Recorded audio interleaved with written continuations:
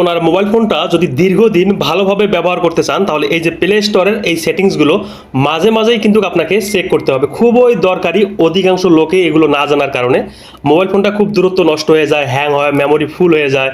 অনেক সময় দেখবেন অনেক অ্যাপ্লিকেশন কাজ করতে চায় না। তো প্রায় আপনারা আপনাদের প্লে স্টোরটা ওপেন করবেন। ওপেন করার পর আপনাদের যে লোগোটা আছে যে এখানে ক্লিক করবেন।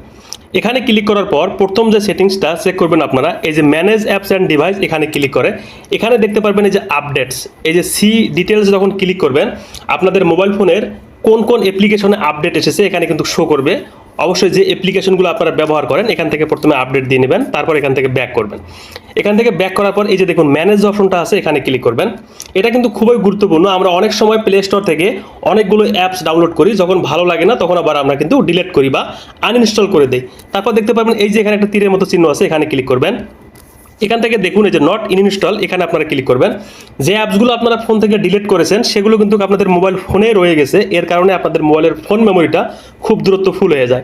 তারপর এখান থেকে আপনারা যে টিক করে দেবেন, এই যে সব টিক করে দেবেন। দেওয়ার পর এই যে দেখুন ডিলিট চিহ্ন আছে এখানে যখন ক্লিক করবেন তারপরে যে রিমুভ করলে আপনাদের ফোন থেকে এই অ্যাপসগুলো ডিলিট হয়ে যাবে, আপনাদের ফোনের মেমোরিটা আর ফুল হবে না। তারপর এখান থেকে আবার ব্যাক করবেন। তারপর আবার আপনাদের লোগোটাতে ক্লিক করে এই যে দেখুন প্লে প্রোডাক্ট, এটা কিন্তু খুবই ভয়ঙ্কর একটা সেটিংস। এখানে ক্লিক করার পর এই যে দেখুন একটা সেটিংসের মতো আইকন আছে এখানে ক্লিক করবেন। এখান থেকে প্রথমে আপনারা এই দুটো অপশন বন্ধ করা থাকলে চালু করে দিয়ে ব্যাক করবেন। তারপর এখান থেকে এই যে স্ক্যান অপশনটা আছে এখানে ক্লিক করবেন।